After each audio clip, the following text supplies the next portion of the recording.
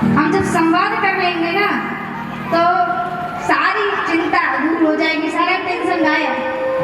इसीलिए हम संवाद देखिए, हमारे श्रीमद् भागवत महापुराण में कितने संवाद, सबसे ज्यादा संवाद अगर किसी में है तो वो है श्रीमद् भागवत महापुराण।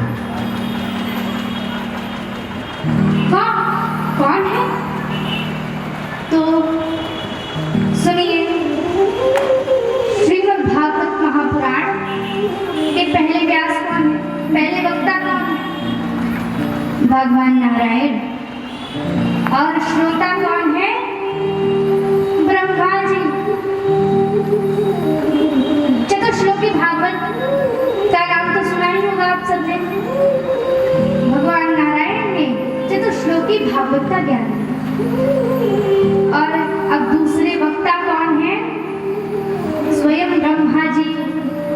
और श्रोता कौन है?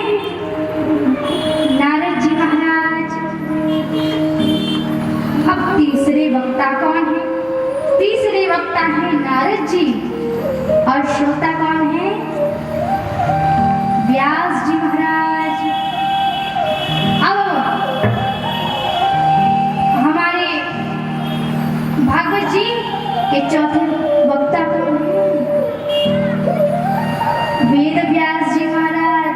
और श्रोता कौन है? परमहंस श्री सुखदेव जी महाराज। और फिर वक्ता है सुखदेव जी महाराज और श्रोता है राजा परीक्षित।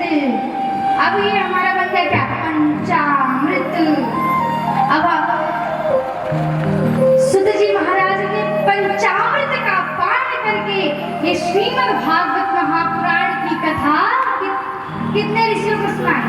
सौनक आदि ऋषियों को 88,000 ऋषियों को सुनाई। कितने को?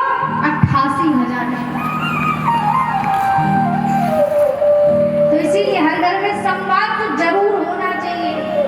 अगर लड़ाई भी हो रही है तो अगर हमने सुबह लड़ा है तो शाम को अगर वो व्यक्ति ना हमारे ध्यान से सुने, समझ नहीं पाएंगे ऐसे कि कौन है। अगर लड़ाई हुई है इसमें पति पत्नी में, अगर पत्नी नहीं आ रही तो पति को मनाने जाना चाहिए कि अरे देवी जी संवाद करना चाहिए। अब जब पति नहीं आए तो पत्नी को मनाने जाना चाहिए।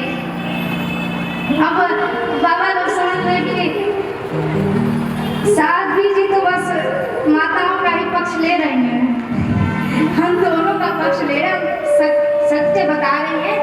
दोनों में से किसी ना किसी को ये नहीं इंतजार करना चाहिए कि अरे अभी आएंगे, वो आएंगे तभी हम मानेंगे, श्रीमती जी आएंगे तभी।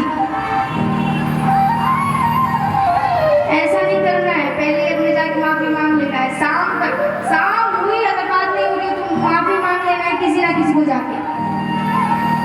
बोली राधा रानी सरकार की। श्री सुत सौनक संवाद चल रहा है।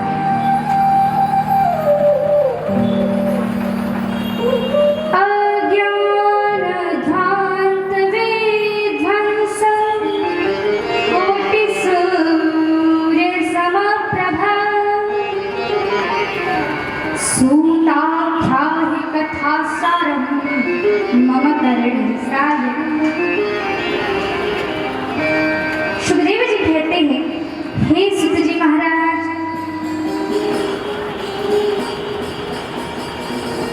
आप ज्ञान के अज्ञान जो होता है, अज्ञान रूपी अंधकार को करोड़ों सूर्य के समान है। इसीलिए आप हमें कथा ना सुनाइए। कथा तो अनंत है, कथा तो अनंत है, कथा तो पूरी सुनी नहीं पाएंगे। कथा अनंत है, हरि अनंत, हरि कथा अनंता। हरि भी अनंत है, कथा भी अनंत है। हमें आप कथा नहीं सुनाइए, हमें कथाओं का सार सुनाइए। यहाँ पे सुखदेव जी प्रश्न करते हैं, महाराज विवेक की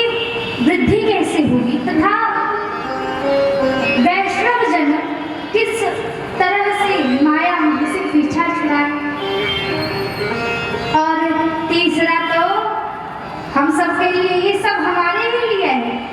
लेकिन तीसरा सबसे महत्वपूर्ण है कृष्ण प्राप्ति करम सस्वत साधनम तत्वदाधुना। कृष्ण प्राप्ति का शाश्वत साधन क्या है? कृष्ण प्राप्ति का सरल साधन क्या है? कृपया करके आप हमें बताइए महाराज।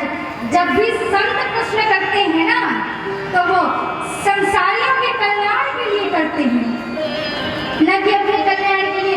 जैसे अभी महाराज जी बोल रहे थे, तो उन्होंने कहा कि श्रीमद् भागवत में, महापुराण में सर्वे भवन्तु की भावना है। हाँ, श्रीमद् भागवत महापुराण में भी है। हमारा श्रीमद् भागवत महापुराण में भी है, हमारे 18 पुराण में, हमारे चारों वेदों में, उपनिषदों में, शास्त्रों में, हर जगह सर्वे भवन्तु सुखिनः की ही भावना है। हम सनातनी कभी भी अपने कल्याण के लिए नहीं सोचते, सर्वे भवन्तु सुखिनः की भावना रखते हैं।